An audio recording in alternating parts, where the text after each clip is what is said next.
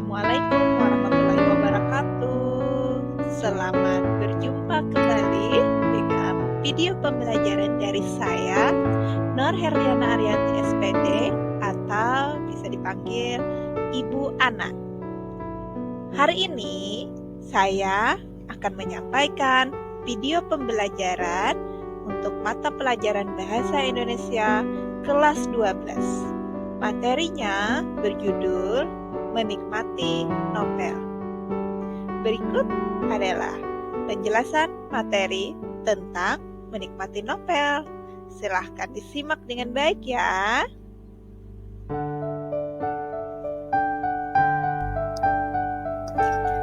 Sebelumnya, apakah kalian pernah mendengar kata novel? Apa kalian juga tahu apa itu yang disebut dengan novel? Jika kalian tidak tahu, Ibu akan memaparkan apa itu novel. Novel merupakan karya prosa fiksi yang panjang, mengandung rangkaian cerita kehidupan seseorang dengan orang-orang di sekelilingnya, dengan menonjolkan watak dan sifat setiap pelaku. Novel juga termasuk dalam kategori teks narasi karena berisi rangkaian cerita kehidupan seseorang.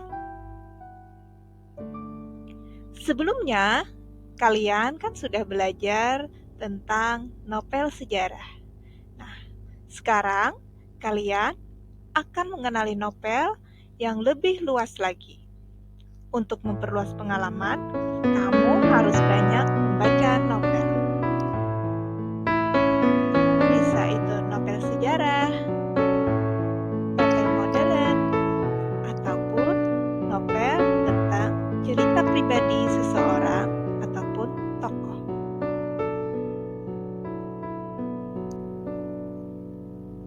Seperti halnya karya prosa fiksi lainnya, novel juga memiliki unsur pembangun.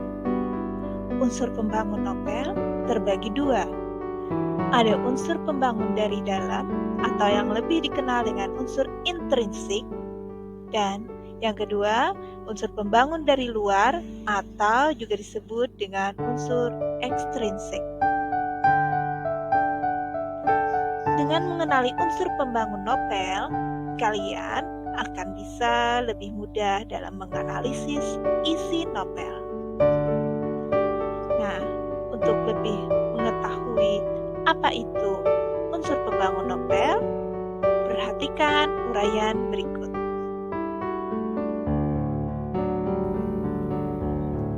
Yang pertama, mari kita berkenalan dengan yang namanya unsur intrinsik. Unsur intrinsik atau unsur pembangun cerita dari dalam pada novel sama halnya dengan unsur intrinsik yang ada pada cerita yang lain, baik itu cerpen ataupun cerbung dan lainnya. Unsur intrinsik novel yang pertama adalah tema. Tema adalah berkaitan dengan semua yang ada pada cerita. Bisa itu tema religius, kekeluargaan, perjuangan, sejarah, ataupun romantis. Unsur intrinsik yang kedua adalah tokoh atau penokohan. Unsur ini menyebutkan siapa saja tokoh-tokoh yang ada di dalam cerita. Selain itu, digambarkan pula bagaimana sifat dan watak setiap tokoh yang ada di dalam cerita novel. Unsur yang ketiga ada alur atau plot. Alur atau plot adalah jalan cerita. Jalan cerita terbagi tiga. Ada alur maju, alur mundur, dan alur campuran. Unsur yang keempat adalah latar atau setting. Latar terbagi tiga. latar tempat, latar waktu, dan latar suasana. Latar tempat menyampaikan di mana kejadian cerita novel tersebut berlangsung. Sedangkan latar waktu berisi kapan terjadinya cerita novel tersebut berlangsung. Latar suasana menggambarkan bagaimana keadaan pada saat cerita novel tersebut terjadi. Unsur yang kelima adalah sudut pandang. Sudut pandang terbagi dua. Ada sudut pandang orang pertama dan sudut pandang orang ketiga. Pada sudut pandang orang pertama, penulis berperan sebagai tokoh yang terlibat atau tokoh utama di dalam cerita novel tersebut. Sedangkan sudut pandang orang ketiga, penulis menceritakan tokoh yang ada di dalam novel. Jadi penulis seolah-olah serba tahu karena dia yang menceritakan secara keseluruhan. Seolah dia sedang menceritakan orang lain. Kemudian unsur intrinsik yang terakhir adalah pesan atau amanat. Di dalam suatu cerita terkandung pesan atau amanat yang dapat kita ambil hikmahnya sebagai pembaca. Jadi, jika membaca novel, perhatikan baik-baik apa pesan atau amanat yang bisa kita ambil dari cerita tersebut. Itu tadi unsur intrinsik atau unsur pembangun cerita dari dalam sebuah novel.